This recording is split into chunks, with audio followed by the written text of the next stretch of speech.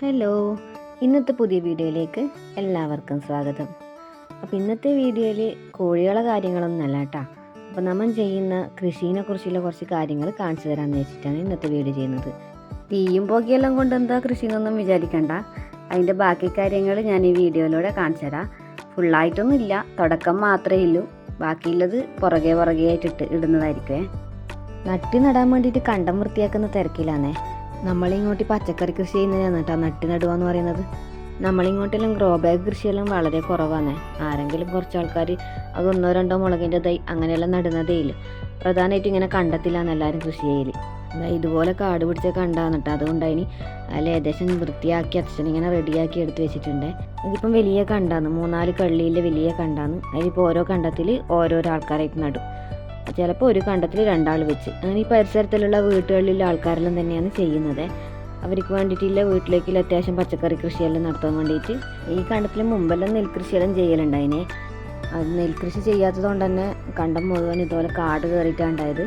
അപ്പോൾ അതെല്ലാം ഇതുപോലെ ചെത്തിയെടുത്ത് വൃത്തിയാക്കിയെടുക്കലാണ് ഈ കൃഷി ചെയ്യുന്നതിൻ്റെ ആദ്യത്തെ കാര്യം എന്ന് പറയുന്നത്.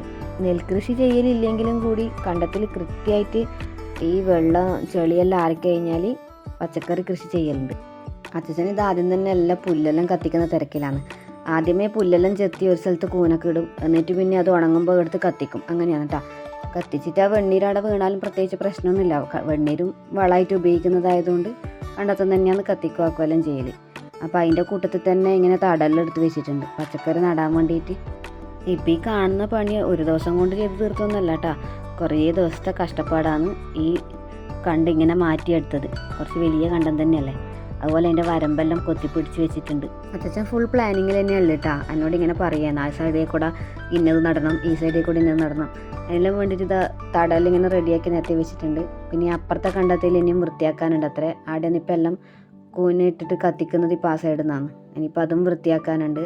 അവിടെ നിന്നിപ്പോൾ ചീരേൻ്റെ എല്ലാം ഒരു തടലെടുത്ത് വെച്ചിട്ടുള്ളത് ആ കണ്ടത്തിലാണ് കേട്ടോ. തടർത്ത് തന്നെ പൂർത്തിയായിട്ടില്ല. ചെറുങ്ങനെ ഒരു കള്ളി ഇങ്ങനെ കീറി വെച്ചിരുന്നേ ഇല്ലു.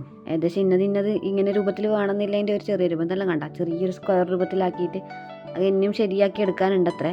കണ്ടെല്ലാം ഫുള്ളായിട്ട് വൃത്തിയാക്കിയിട്ട് ഇത് എവിടെയെല്ലാം പച്ചപ്പുല്ലുണ്ട അതെല്ലാം ശരിക്കും വൃത്തിയാക്കി എടുത്തതിന് ശേഷം മാത്രമാണ് ശരിക്കുള്ള തടം എടുക്കൽ തുടങ്ങൽ.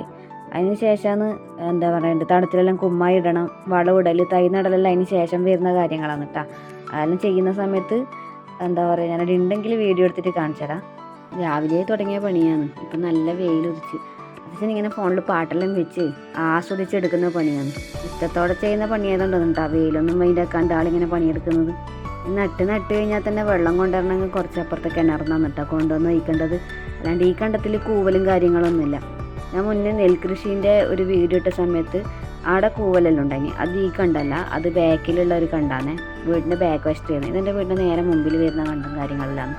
എൻ്റെ എല്ലാം ചെറുപ്പത്തിൽ ഇതുപോലെ ഈ കണ്ടത്തിലെല്ലാം നട്ട് നടന്ന സമയത്ത് അച്ഛനെല്ലാം കൂവലെടുത്തിട്ട് തന്നെയാണ് നട്ടിക്കെല്ലാം വെള്ളം നനക്കലുണ്ടായിന്. ഇങ്ങനെ വീട്ടിൽ നിന്നും അങ്ങനെ ദൂരത്തിനെ കെട്ടിക്കൊണ്ടൊന്നും ഒഴിക്കാനുള്ള ബുദ്ധിമുട്ടൊന്നും ആക്കിയില്ല. കണ്ടത്തിൽ തന്നെ ഒരു കൂവൽ ഒഴിച്ച് കഴിഞ്ഞാൽ വെള്ളം കെട്ടിക്കഴിഞ്ഞാൽ ആടെ തന്നെ കോരിക്കൊണ്ട് ഒഴിക്കേണ്ട പണിയല്ലല്ലോ. പക്ഷേ ഇതിൻ്റെ കൂട്ടത്തിൽ ആ കൂവൽ കുഴിച്ചെടുക്കലും ഒരു പണിയാണ്. അതുപോലെ ആ കുഴിയിൽ നിന്ന് വെള്ളം കോരി മേലോട്ട് കയറി ഒഴിക്കലും ഒരു പണിയാണ്. എന്നാലും വീട്ടിൽ നിന്നേ കൊണ്ടിരുന്ന ഒരു ബുദ്ധിമുട്ടില്ലല്ലോ. ദൂരത്തിനെ നടന്ന് അത്രയും കണ്ടത്തിൽ ഇത്രയും കൃഷിക്ക് എത്തിക്കണ്ടേ. അപ്പോൾ ഇന്നത്തെ ഒരു വീഡിയോയിൽ ഇത്രയും കാര്യങ്ങളേ ഉള്ളൂ കേട്ടോ. കണ്ടം വൃത്തിയാക്കുന്ന കുറച്ച് കാര്യങ്ങളെല്ലാം വീഡിയോ ചെയ്ത് കാണിച്ചു തരാമെന്ന് വെച്ചിട്ടാണ്.